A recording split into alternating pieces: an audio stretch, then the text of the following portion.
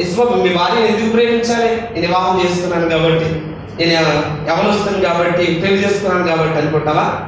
అమ్మ ఎందుకు ప్రేమించాలి? భర్తలు మాట్లాడాలి.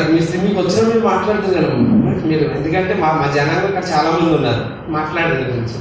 ఎందుకు భార్యని ప్రేమించాలి అంటే దేవుని వాక్యం చెప్తుంది, ఇంత కుటుంబ వ్యవస్థ బైబిల్లో ఉన్నంత విధంగా మీకు ఎక్కడ దొరకదండి.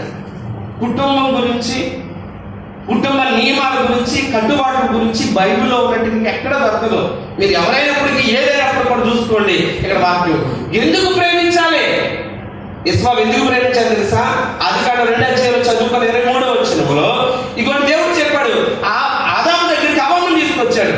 ఈమె ఎవరో అని అడిగితే ఈమె నా ఎముక అన్నాడు. అంటే ఎముక అంటే అది శరీరంలో ఉందా లేకపోతే పక్కదా? శరీరంలోనిది అన్నమాట అర్థమవుతుందమ్మా. ఎముక ఎక్కడది ఎముక? శరీరంలోనిది. ఇప్పుడు ఆమె ఎవరనుకున్నావు యేసుబాబు? నీ సొత్తు. ఈ రోజు నుంచి నీ కుటుంబం మీద నీకు ఎంత ఆస్తి ఉందో ఈ రోజున నీకు రిజిస్టర్ చేసి నీకు ఇచ్చినప్పుడు ప్రతి ఆస్తి మీద మోసరాలు. నీకు అర్థమవుతుంది యేసుబాబు?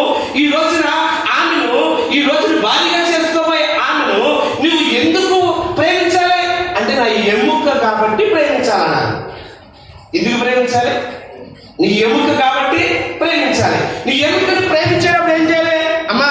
ఈ ఎముకలు తన భార్యను ప్రేమించేటప్పుడు సుగుణమ్మ గారు, నీ భర్త సుగుణమ్మ గారు, అయితే నీ యొక్క ఉంటారు కదా, నీ అత్తవారి వైపు, నీ పుట్టింటి వారి వైపు ఉంటారు కదా, మీ ఇద్దరు మీ కుటుంబీకులు అమ్మ, మీ యొక్క అమ్మగారు బాగుంటారు కదా, వారి వైపుకి వచ్చేటప్పటికి వీళ్ళిద్దరి విషయంలో, వీళ్ళిద్దరు భార్య భర్తలు దేవుడు జతపరిచిన వారు, దేవుడు ఎముకలు తీశాడు అని ఆలోచించి వాళ్ళిద్దరి మధ్య మీరు ఉండకూడదు. అది ఆదికాండం 2వ అధ్యాయం 24వ వచనమాట. ఇదిగోండి, మీరు తల్లిదండ్రులను విడిచి అత్తుకుంటారండి అక్కడ. అంతేనండి. 24 వచ్చిన ఏముంది అక్కడ? 24 2:24. తండ్రిని ఎవరిని విడిచిపెట్టాలి? యేసుబాబు ఇంకా మా అమ్మ ఉంది, ఇంకా మా అమ్మ ఉంది, ఇంకా మా నాన్న ఉన్నాడు, ఇంకా నాకు అది ఉందంటే కుదరదు. ఈ ఎముక వచ్చింది ఈ రోజు నుంచి. జాగ్రత్తగా ఉండాలి.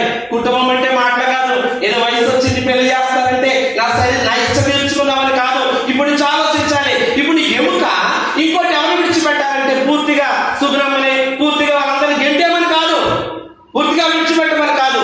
వాళ్ళకంటే వాళ్ళని ప్రేమించాలి. వాళ్ళతో పాటుగా నీ భార్యని కూడా ప్రేమించాలి. ఎవరిని ఎలా ప్రేమించాలో నువ్వు మందిరానికి వస్తే సేవకుడు వాక్యము ద్వారా నీకు అన్ని బయలుపరుస్తాడు. దేవుడు వాక్యం ద్వారా నీతో ప్రతిరోజు మాట్లాడతాడు. భార్య ఎలా ఉండాలి, భర్త ఎలా ఉండాలి అనే విషయం అర్థమవుతుంది. ఫస్ట్ మాట, ఎందుకు వివాహం చేసుకుంటున్నారంటే ఆమె ఎముక కాబట్టి.